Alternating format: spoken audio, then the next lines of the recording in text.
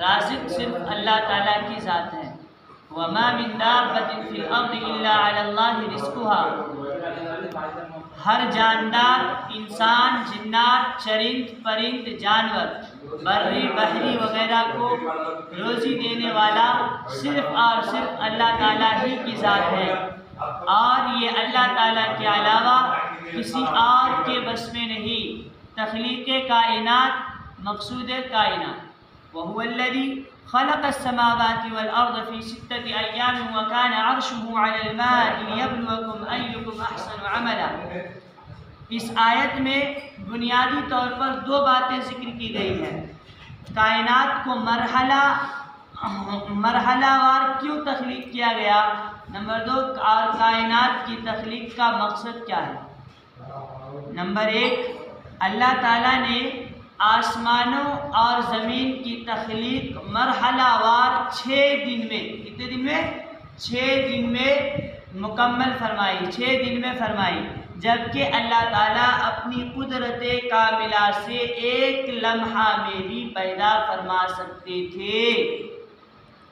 ایک تو یہ کہ انسان کے مزاج کے مطابق ہے، اور دوسرا اس میں یہ حکمت پوشیدہ ہے کہ امور کی انجام دہی میں عجلت سے کام نہیں لینا چاہیے۔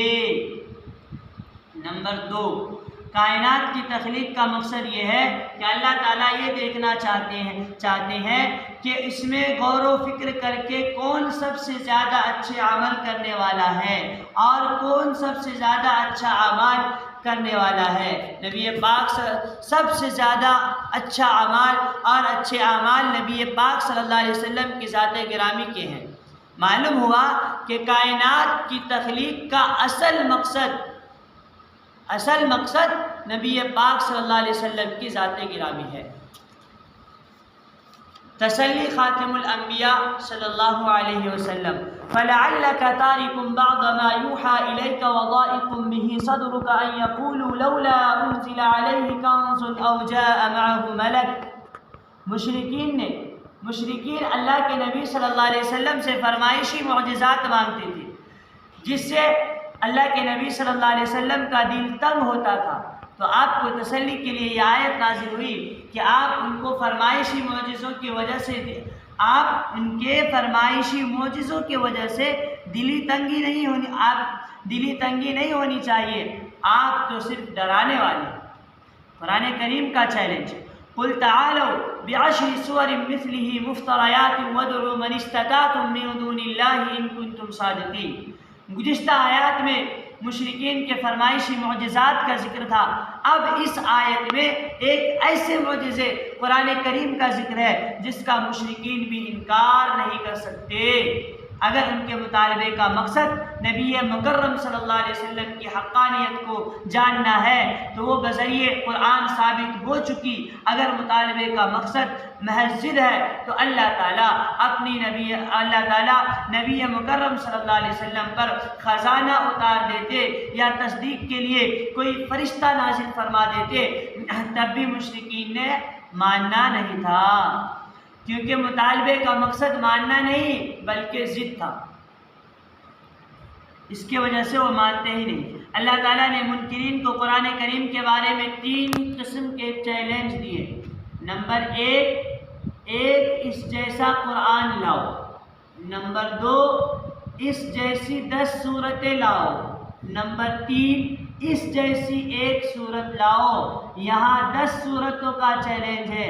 اگر تم باوجود فصاحت و بلاغت کے نہیں لا سکتے تو سمجھ لو کہ قرآن کریم برحق اور سچی کتاب ہے اور تمہارے الزامات، اعتراضات سب جھوٹ ہیں۔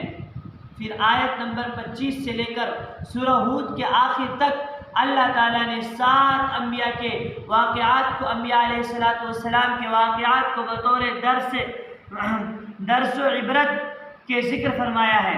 داستان نوح علیہ السلام، نمبر 1، وَلَقَدْ أَرْسَلْنَا نُوحًا إِلَىٰ قَوْمِهِ إِنِّي لَكُمْ نَذِيرٌ مُّبِينٌ۔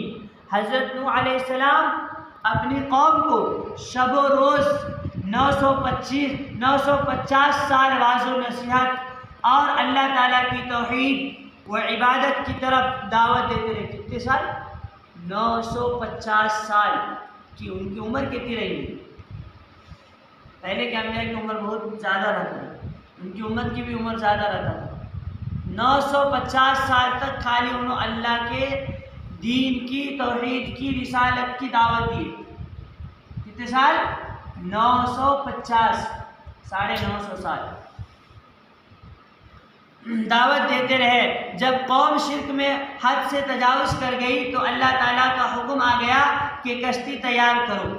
آپ نے کشتی تیار کر لی، پھر جو کلمہ گو تھے ان کو کشتی میں سوار فرما لیا اور تمام جانوروں میں سے نر اور مادہ اس میں سے بیٹھا لیا. پھر عذاب کی شکل میں آسمان سے پانی برسا، زمین سے پانی نکلا. حضرت نوح علیہ السلام نے اپنے بیٹے کنعان سے کہا کہ تو بھی آ جا. بیٹے نے کہا کہ میں پہاڑ پر چڑھ کر بچ جاؤں گا، لیکن پانی پہاڑ سے بھی اونچا ہو گیا. حضرت نوح علیہ السلام نے دعا مانگی کہ اے اللہ یہ میرا بیٹا ہے، اے اللہ یہ میرا بیٹا میرے اہل میں سے ہے، اور آپ نے وعدہ فرمایا تھا کہ آپ کے ساتھ ایمان والوں اور اہل و عیال کو بچا لوں گا. اللہ تعالیٰ نے حضرت نوح علیہ السلام کو یہ بات فرمائی کہ اہل سے مراد وہ ہے جو مسلمان ہے، اور یہ کافر ہے، اس کا کوئی عمل قابل قبول نہیں ہے. لہٰذا بیٹا مشرک ہونے کی بنیاد پر اسی عذاب میں غرق ہو گیا. داستان ہود علیہ السلام. نمبر 2، دیکھو اگر دین کے اوپر نہیں چلے، دین کے اوپر عمل نہیں کرتا تو نبی کا بیٹا بھی رندے، نبی کا بیوی بھی رندے، نبی کا خاندان رندے، سے اللہ تعالیٰ کو کوئی فرق نہیں پڑتا. دین اصل مقصود ہے، ایمان اصل مقصود ہے اللہ کے یہاں پر. نبی کا بیٹا ہے، ولی کا بیٹا ہے، دنیا میں کہتا نا یہ پرائم منسٹر کا بیٹا ہے، کلکٹر کا بیٹا ہے، سی ایم کا بیٹا، دنیا میں وہ سب چل جاتا ہے، لیکن آخرت میں کوئی سی ایم پی ایم کچھ بھی نہیں چلتا. اللہ تعالیٰ کے یہاں اگر کوئی چیز محبوب ہے وہ صرف ایمان ہے. ایمان چاہے بھنگی کے پاس ہو چاہے پی ایم کے پاس ہو، اللہ تعالیٰ کی نظر میں دونوں برابر. داستان ہود علیہ السلام. وَإِلَىٰ عَادٍ أَخَاهُمْ هُودًا قَالَ يَا قَوْمِ اعْبُدُوا اللَّهَ مَا لَكُم مِّنْ إِلَٰهٍ غَيْرُهُ. حضرت ہود علیہ السلام نے اپنی قوم عاد جو بہت طاقتور تھی اپنی قوم کو دعوت دی کہ اللہ تعالیٰ کی عبادت کرو جس کے سوا کوئی معبود نہیں. اللہ تعالیٰ کے سوا اور کسی کی عبادت اور کوئی عبادت کے لائق نہیں، اور کسی کو عبادت کے لائق سمجھنا کفر ہے.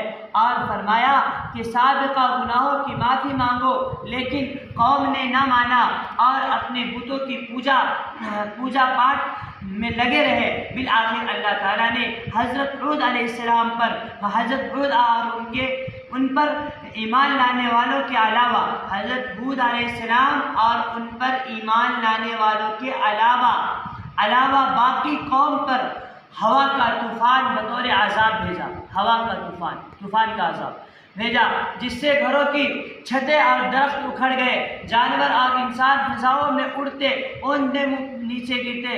دیکھتے ہی دیکھتے پوری قوم تباہ و برباد ہو گئی. نمبر 3، داستان حضرت صالح علیہ السلام. وَإِلَىٰ ثَمُودَ أَخَاهُمْ صَالِحًا. حضرت صالح علیہ السلام نے بھی اپنی قوم سمود کو اللہ تعالیٰ کی توحید اور اس کی عبادت کی طرف دعوت دی. قوم سمود نے حضرت صالح علیہ السلام کی تکذیب کی اور فرمائشی معجزے کا مطالبہ کیا کہ اگر اس پہاڑ کی چٹان سے حاملہ اونٹ نکل آئے تو ہم آپ کو مان لیں گے. ایسے ہی ہوا، اونٹنی آ گئی. فرمایا کہ یہ اللہ تعالیٰ کی اونٹنی ہے، اسے چھوڑ دو، لیکن وہ باز نہ آئے اور اونٹنی کو ہلاک کر دیا. بالآخر اللہ تعالیٰ نے ایمان والوں کے علاوہ باقی قوم کو ایک سخت قسم کی چیلنج کے ذریعے نیست و نابود، ایک سخت قسم کی چیخ کے ذریعے نیست و نابود فرما دیے، اور وہ اپنے گھروں میں ایسے اوندے منہ پڑے رہ گئے جیسے وہ کبھی وہاں بسے ہی نہیں تھے. اللہ اکبر. اللہ کا عذاب سے اللہ ہماری حفاظت فرمائے. چوتھا داستان حضرت ابراہیم علیہ السلام کا. نمبر 4 پہ کس کا داستان ہے؟ حضرت ابراہیم علیہ السلام کا. وَلَقَدْ جَاءَتْ رُسُلُنَا إِبْرَاهِيمَ بِالْبُشْرَىٰ قَالُوا سَلَامًا. قال سلام۔ اس رکوع میں اللہ تعالیٰ نے دو واقعات بیان فرمائے۔ نمبر 1 حضرت ابراہیم علیہ السلام، نمبر 2 حضرت لوط علیہ السلام۔ حضرت ابراہیم علیہ السلام کی طرف انسانی شکل میں فرشتے آئے، آپ علیہ السلام مہمان سمجھ کر بھنا ہوا بچڑا پیش کیا، انہوں نے نہ کھایا۔ حضرت ابراہیم علیہ السلام کو اندیشہ لاحق ہوا کہ کہیں فساد کی نیت سے نہ آئے ہو۔ فرشتوں نے تسلی دی کہ ہم اللہ تعالیٰ کی طرف سے بھیجے ہوئے ہیں۔ فرشتوں کے آنے کے دو مقاصد تھے۔ پہلا مقصد حضرت ابراہیم علیہ السلام کو بڑھاپے کی حالت میں بیٹے کی خوشخبری دینا، اور اللہ تعالیٰ نے یہ بھی بتا دیا کہ بیٹے کا نام اسحاق علیہ السلام ہوگا، صاحب اولاد ہوں گے، اور ان کے بیٹے کا نام یعقوب علیہ السلام ہوگا۔ نمبر 5 داستان لوط علیہ السلام۔ وَلَمَّا جَاءَتْ رُسُلُنَا لُوطًا سِيءَ بِهِمْ وَضَاقَ بِهِمْ ذَرْعًا وَقَالَ هَذَا يَوْمٌ عَصِيبٌ۔ فرشتوں کے آنے کا دوسرا مقصد یہ تھا کہ حضرت لوط علیہ السلام کی قوم سرکشی میں حد سے تجاوز کر گئی تھی، حد سے بڑھ گیا تھا۔ اللہ تعالیٰ کے امر سے انہیں تباہ و برباد کرنا ہے۔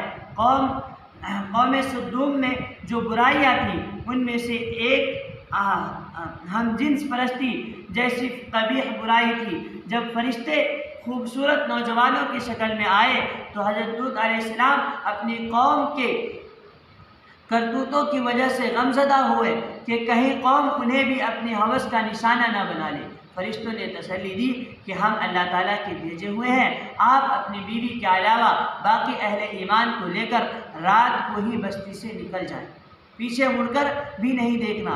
فرشتوں نے اللہ تعالیٰ کے حکم سے پوری بستی کو اوپر لے جا کر الٹا پٹک دیا اور اوپر سے ان پر پکی مٹی کے تہ بتا پتھر برسائے۔ پہلے اتنی نافرمانی کہ مردوں کے ساتھ ان کی خواہشات پوری کرنا، یہ عجیب قسم کی بیماری ان کی قوم میں تھی۔ اللہ تعالیٰ نے اوپر اٹھا کر کے الٹا پٹک دیا اور اوپر سے مٹی کے شکل میں پتھر برسانا شروع کر دیا۔ اللہ تعالیٰ ایسے عذاب کر کے ان کو تہس نہس کر دیا۔ کس کو؟ قوم لوط کو۔ نمبر 6 پر ہے حضرت شعیب علیہ السلام کی داستان۔ وَإِلَىٰ مَدْيَنَ أَخَاهُمْ شُعَيْبًا قَالَ يَا قَوْمِ اعْبُدُوا اللَّهَ مَا لَكُم مِّنْ إِلَٰهٍ غَيْرُهُ وَلَا تَنْقُصُوا الْمِكْيَالَ وَالْمِيزَانَ۔ یہاں سے لے کر رکوع کے آخر تک قوم شعیب علیہ السلام کے واقعہ کو تفصیل سے بیان کیا جا رہا ہے۔ یہ قوم مدین میں آباد تھی اور بہت خوشحال تھی۔ ان میں ایک برائی ناپ تول کی کمی کرنا تھا۔ کیا برائی تھا؟ اب کوئی سامان لیے تو 1 kg نہیں دیتے، وہ 900 گرام دے کے 1 kg آپ کو چھپا لیتے، چوری کر لیتے، تو ناپ تول میں کمی کرتے تھے۔ جب دیتے تو کم دیتے اور جب لیتے تو زیادہ لیتے تھے۔ حضرت شعیب علیہ السلام نے انہیں سمجھایا اور اصلاح کرنے کی بہت کوشش کی، مگر انہوں نے نہ مانا۔ بالآخر حضرت شعیب علیہ السلام اور ان پر ایمان لانے والوں کے علاوہ باقی قوم کو ایک سخت قسم کی چیخ کے ذریعے نیست و نابود فرما دیا۔ وہ اپنے گھروں میں ایسے اوندے منہ پڑے رہ گئے جیسے کہ وہاں کبھی بسے ہی نہیں تھی۔ نمبر 7 داستان موسیٰ علیہ السلام۔ وَلَقَدْ آتَيْنَا مُوسَى الْكِتَابَ فَاخْتَلَفَ فِيهِ وَلَوْلَا كَلِمَةٌ سَبَقَتْ مِنْ رَبِّكَ لَقُضِيَ بَيْنَهُمْ۔ یہاں سے حضرت موسیٰ علیہ السلام کی رسالت کا بیان ہے۔ حضرت موسیٰ علیہ السلام نے فرعون کو دعوت دی لیکن وہ نہ مانا۔ قیامت کے دن وہ اپنی قوم کے آگے ہوگا۔ قیامت کے دن وہ اپنی قوم کے آگے ہوگا، قوم سمیت جہنم میں ڈال دیا جائے گا۔ قیامت کی ہولناکی۔ یوم یأتی لا تکلم نفس الا بإذنہ فمنہم شقی و سعید۔ قیامت کے دن حیت کی وجہ سے لوگوں کی یہ حالت ہوگی کہ وہ اللہ تعالیٰ کی اجازت کے بغیر بات نہیں کر سکیں۔ ہاں البتہ جس کو اللہ تعالیٰ اجازت دے، لوگوں میں بعض شقی بدبخت کافر ہوں گے اور بعض سعید خوش بخت مومن ہوں گے۔ شقی ہمیشہ جہنم میں رہیں گے اور سعید ہمیشہ جنت میں رہیں گے۔ استقامت کا حکم۔ فاستقم كما امرت ومن تاب معك ولا تطغوا فاستقم كما أمرت وما تاب معك ولا تطغوا فإنه بما تعملون بصير. گزشتہ کئی آیات میں سابقہ انبیاء علیہ السلام میں سے 7 انبیاء علیہ السلام اور ان کی اقوام یعنی ان کے قوم کے حالات واقعات بیان کیے گئے. اب یہاں سے نبی اکرم صلی اللہ علیہ وسلم اور آپ کی امت کو استقامت علی الدین کا حکم دیا جا رہا ہے. استقامت کا تعلق عقائد، عبادات، معاملات، اخلاق اور معاشرات وغیرہ سب کے ساتھ ہے. مطلب یہ ہے کہ اللہ تعالیٰ اور اس کے رسول کی طرف سے جو حدود اور اصول مقرر کیے گئے ہیں ان کی مکمل پابندی کر کے چلنا استقامت. ایک مرتبہ صحابہ اکرام رضوان اللہ تعالیٰ علیہم اجمعین نے نبی اکرم صلی اللہ علیہ وسلم کی داڑھی مبارک میں کچھ سفید بال دیکھ کر کہا، اے اللہ کے رسول، آپ بڑھاپا تیزی کے ساتھ آ رہا ہے، آپ پر بڑھاپا تیزی کے ساتھ آ رہا ہے. آپ صلی اللہ علیہ وسلم نے اس آیت کی طرف اشارہ کر کے فرمایا، سورہ ہود اور اس جیسی صورت نے مجھے بوڑھا کر دیا. اللہ تعالیٰ سے ہمیشہ عافیت کی دعا مانگا کریں. بعض حضرات مجھے دعا دیتے ہیں کہ اللہ تعالیٰ آپ کو استقامت عطا فرمائے. میں انہیں کہتا ہوں کہ بھائی مجھے استقامت کی بلکہ عافیت کی دعا کیا کرے. یہ حضرت متکلم اسلام مولانا محمد الیاس گمن حفظہ اللہ صاحب کے کلمات ہیں. اقامت اور صلاۃ کا حکم.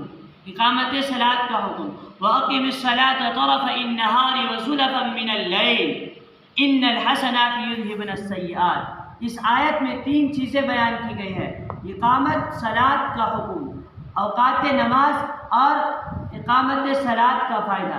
یعنی فرض نمازوں کو واجبات، سنن، مستحبات اور آداب کا خیال رکھتے ہوئے ادا کرنا چاہیے. یہاں 4 نمازوں کا ذکر ہے. کتنی نماز؟ 4 نمازوں کا ذکر ہے: فجر، عصر، مغرب، عشاء، جبکہ نماز ظہر کا ذکر دوسری آیت میں موجود ہے. نماز ادا کرنے کا فائدہ یہ ہے کہ انسان کے گناہوں کو مٹا دیتی ہے. نماز ادا کرنے کا فائدہ یہ ہے کہ یہ نماز انسان کے گناہوں کو مٹا دیتی ہے. سابقہ انبیاء علیہ السلام کے قصص بیان کرنے کی حکمت. وَكُلًّا نَقُصُّ عَلَيْكَ مِنْ أَنْبَاءِ الرُّسُلِ مَا نُثَبِّتُ بِهِ فُؤَادَكَ وَجَاءَكَ فِي هَذِهِ الْحَقِّ وَمَوْعِظَةٌ وَذِكْرَىٰ لِلْمُؤْمِنِينَ. سورہ ہود میں مختلف مقامات پر 7 انبیاء علیہ السلام کے قصص اور ان کے اقوام کی واقعات کو بیان کیا گیا ہے. اب یہاں سے سورہ کے آخر میں ان قصص کی حکمتوں کو بیان کیا جا رہا ہے کہ سابقہ انبیاء علیہ السلام کے واقعات بیان کرنے سے مقصود نبی اکرم صلی اللہ علیہ وسلم کو تسلی دینا اور آپ کے دل کو مطمئن، اور آپ صلی اللہ علیہ وسلم کے امت کے لیے بھی اس میں نصیحت و واعظ اور عبرت ہے. سورہ یوسف، اس پوری صورت میں سورہ یوسف علیہ السلام کا واقعہ بیان کیا گیا ہے. اس پوری صورت میں حضرت یوسف علیہ السلام کا واقعہ بیان کیا گیا ہے. اسی مناسبت سے آپ کے نام پر اس سورہ کا نام سورہ یوسف رکھا گیا. بہت عظیم سورہ ہے. یہودیوں نے نبی اکرم صلی اللہ علیہ وسلم سے سوال کیا کہ بنو اسرائیل فلسطین سے مصر جا کر کیسے آباد ہوئے. یہودیوں کا مقصد سوال یہ تھا کہ محمد صلی اللہ علیہ وسلم کے پاس اس کا جواب نہیں ہوگا تو ان کی تکذیب کرنا ہمارے لیے آسان ہوگا. اللہ تعالیٰ نے ان کے جواب میں یہ پوری صورت نازل فرمائی. اللہ چند ایک مشترکات. نبی مکرم صلی اللہ علیہ وسلم اور حضرت یوسف علیہ السلام کے درمیان بہت سی چیزوں میں مشابہت ہے. یوسف علیہ السلام کے بھائیوں نے آپ سے حسد کر کے تکلیفیں پہنچائی، بالآخر غلبہ یوسف علیہ السلام کو حاصل ہوا. اسی طرح قریش مکہ نے آپ صلی اللہ علیہ وسلم کو طرح طرح کی تکلیفیں پہنچائی، بالآخر فتح مکہ کی صورت میں غلبہ آپ صلی اللہ علیہ وسلم کو حاصل ہوا. یوسف علیہ السلام نے اپنے بھائیوں کو معاف کرتے ہوئے انتقام نہیں لیا. اسی طرح نبی مکرم صلی اللہ علیہ وسلم نے بھی فتح مکہ کے موقع پر قریش کو معاف فرما دیا اور ان سے انتقام نہیں لیا. بہترین قصہ یعنی احسن القصص نحن نقص عليك احسن القصص بما اوحينا اليك هذا القرآن. حضرت یوسف علیہ السلام کے واقعہ کو احسن القصص اس لیے تعبیر فرمایا کہ اس میں عبرتیں، نصیحتیں، سیرت و سوانح، زہد و تقوی، حکومت کے رموز، دین اور معاشی خوشحالی کی تدبیریں وغیرہ سب کو بڑی جامعیت کے ساتھ بیان کیا گیا۔ یوسف علیہ السلام کا خواب، اذ قال یوسف لأبیہ یا ابت انی رأیت 11 کوکبا والشمس والقمر رأیتهم لی ساجدین۔ حضرت یوسف علیہ السلام نے کہا کہ ابا جی میں نے خواب دیکھا کہ 11 ستارے، کتنے ستارے؟ 11 ستارے، ایک سورج اور ایک چاند مجھے سجدہ کر رہے ہیں، مجھے سجدہ کر رہے ہیں، میرے سامنے جھک رہا ہے۔ حضرت یعقوب علیہ السلام نبی ہونے کی وجہ سے خواب کی تعبیر سمجھ گئے۔ اس کے 11 بھائی، والد اور والدہ کسی وقت ان کے مطیع اور فرما بردار ہو جائیں گے۔ حضرت یعقوب علیہ السلام کی پہلی بیوی سے 10 بیٹے تھے، دوسری بیوی سے 2، حضرت یوسف علیہ السلام اور بنیامین علیہ السلام۔ حضرت یوسف علیہ السلام اور ان کے بھائی حضرت بنیامین، 2 بھائی تھے۔ یعقوب علیہ السلام کی تدبیر، قال یا بنی لا تقصص رؤیاک علی اخوتک فیکیدوا لک کیدا۔ حضرت یعقوب علیہ السلام نے فرمایا کہ اپنا خواب اپنے بھائیوں سے بیان نہ کرنا، ممکن ہے وہ سوتیلے بھائی ہونے کی وجہ سے حسد کرنے لگے۔ برادران یوسف کا حسد، اذ قالوا ليوسف واخوه احب الى ابینا منا ونحن عصبہ۔ حضرت یوسف علیہ السلام کے والد گرامی ان سے غیر معمولی محبت کرتے تھے، یا تو اسی وجہ سے انہوں نے حسد کیا، پھر انہیں کسی طریقے سے معلوم ہو گیا کہ حسد کرنے لگے، خواب معلوم ہو گیا تو حسد کرنے لگے۔ وہ کہنے لگے کہ ہم عمر، طاقت اور تعداد میں بھی زیادہ ہیں، والد گرامی کی مدد تو ہم کر سکتے ہیں، اس لیے ہم سے زیادہ محبت ہونی چاہیے۔ یوسف علیہ السلام کے قتل منصوبہ، اقتلوا یوسف او اطرحوه ارضا، اقتلوا یوسف او اطرحوه ارضا یخل لکم وجہ ابیکم، یہاں سے لے کر آیت نمبر 21 تک کا خلاصہ۔ برادران نے مشورہ کیا، یعنی برادران نے مشورہ کیا، بھائیوں نے مشورہ کیا کہ اسے قتل کر دیں یا پھر کسی کنویں میں ڈال دیں۔ یہودا جوان کا بڑا بھائی، یہودا جو ان کا بڑا بھائی تھا، اس نے کہا قتل نہ کرے بلکہ کسی کنویں میں ڈال دے۔ والد سے کہا کہ ہم سیر و تفریح کے لیے جانا چاہتے ہیں، ہماری خواہش ہے کہ یوسف علیہ السلام کو بھی ہمارے ساتھ بھیج دیجیے۔ لے جا کر کسی کنویں میں ڈال دیا۔ عشاء کے وقت والد کے پاس روتے ہوئے آئے اور ان کے کرتے کو خون لگا دیا اور ہمارے بھائی کو بھیڑیے نے کھا لیا۔ حضرت یعقوب علیہ السلام اصل حقیقت کو سمجھ گئے۔ انہوں نے کیا کہا؟ بھائی کو کنویں میں ڈال دیا، اور کیا کہا ابو کو جا کے کہ ابو ہمارے بھائی کو بھیڑیا کھا لیا، اور ان کی جو قمیص تھا نا، شرٹ کے اندر خون لگا دیا جانور کو مار کر کے۔ لیکن وہ اللہ والے تھے، اللہ کے نبی تھے، پہچان گئے کہ حقیقت کیا ہے۔ اب وہاں سے قافلہ گزرا، انہوں نے پانی نکالنے کے لیے ڈول ڈالا تو ڈول میں سے یوسف علیہ السلام نکل آئے۔ بھائی قریب تھے، آ گئے، کہنے لگے کہ یہ ہمارا بھگوڑا غلام ہے، ہم اسے بیچنا چاہتے ہیں۔ 40 یا 20 درہم میں فروخت کر دیا۔ قافلے والے لے کر مصر آ گئے، وہاں عزیز مصر نے خرید لیا۔ عزیز مصر نے اپنی بیوی سے کہا کہ اس کا بہت خیال کرنا، یہ بڑی صفات والا ہے، آزمائش میں کامیابی۔ وَلَمَّا بَلَغَ أَشُدَّهُ آتَيْنَاهُ حُكْمًا وَعِلْمًا وَكَذَلِكَ نَجْزِي الْمُحْسِنِينَ۔ یہاں سے لے کر آیت نمبر 29 تک کا خلاصہ۔ عزیز مصر کے گھر میں پلے بڑے اور جوان ہوئے تو عزیز مصر کی بیوی زلیخا آگ پر فریفتہ ہو گئی۔ جب جذبات پر قابو نہ رہا تو حضرت یوسف علیہ السلام کی قربت حاصل کرنے کے لیے اندر سے دروازے بند کر کے تالے لگا دیے۔ گناہ کے اسباب موجود تھے، مگر خود عورت کی طرف سے خواہش کرنا، کسی غیر کے آنے جانے کے سب راستے بند، جوانی و قوت کا زمانہ وغیرہ، مگر اللہ تعالیٰ نے یوسف علیہ السلام کو اس سے مکمل طور پر محفوظ رکھا۔ یوسف علیہ السلام بچنے کے لیے وہاں سے بھاگے، زلیخا پکڑنے کے لیے پیچھے دوڑی، کرتا پکڑ کر ان کو باہر جانے سے روکنا چاہا، لیکن روکنا چاہا، جس سے کرتا پھٹ گیا۔ باہر عزیز مصر موجود تھے۔ زلیخا نے فوراً الزام لگا دیا۔ اللہ تعالیٰ نے یوسف علیہ السلام کی پاک دامنی ظاہر کرنے کے لیے ایک شیرخوار بچہ، ایک چھوٹا سا بچہ، دودھ پینے والا بچہ، ایک شیرخوار بچہ کو گویائی عطا فرمائی، اور وہ شیرخوار بچہ نے شہادت کی، قوت گویائی عطا فرمائی۔ گواہی سے ثابت ہوا کہ زلیخا قصوروار ہے۔ یعنی جب حضرت یوسف علیہ السلام کو زلیخا نے کہا کہ میرے ساتھ غلط کام کرو، تو یوسف علیہ السلام بچنے کے لیے بھاگے اور کرتا پھٹ گیا، تو بچہ نے گواہی دیا کہ زلیخا قصوروار ہے، حضرت یوسف علیہ السلام بے قصور ہے، ان کا غلطی نہیں ہے۔ کتنا چھوٹا بچہ، چھوٹا گود کا بچہ، دودھ پینے والا بچہ کو اللہ تعالیٰ نے سوال دیا، وہ گواہی دیا، جس کی وجہ سے وہ پاک دامنی ان کا ثابت ہوا۔ زنان مصر کا طعنہ اور زلیخا کی تدبیر۔ وقال نسوة في المدينة امرأة العزيز تراود فتاها عن نفسه قد شغفها حبا۔ شہر کی عورتیں باتیں کرنے لگی کہ زلیخا اپنے غلام پر فریفتہ ہو گئی۔ زلیخا نے ان سب عورتوں کو دعوت دی، دعوت کی دسترخوان پر تیز چھریاں اور پھل رکھ دیے۔ یوسف علیہ السلام کو باہر آنے کے لیے کہا۔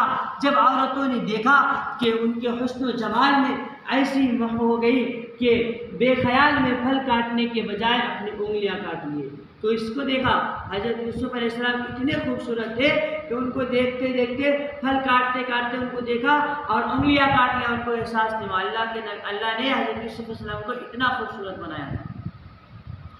یوسف علیہ السلام کی دعا، قال رب السجن احب الی مما یدعوننی الیہ۔ حضرت یوسف علیہ السلام نے دعا کی کہ یا رب، یہ عورتیں مجھے جس کام کی دعوت دے رہی ہے اس کے مقابلے میں جیل مجھے زیادہ پسند ہے۔ یعنی غلط کام کرنے سے اچھا ہے کہ میں جیل میں چلا جاؤں۔ اللہ تعالیٰ نے دعا قبول کی، ان کی چالوں سے حفاظت فرمائی اور آپ علیہ السلام کو جیل میں بھیج دیا۔ 2 قیدیوں کا خواب، وَدَخَلَ مَعَهُ السِّجْنَ فَتَيَانِ۔ جیل میں جب گئے نا تو وہاں کے جو قیدی تھے نا، وہ ان کا خواب کا بیان ہے یہاں پر۔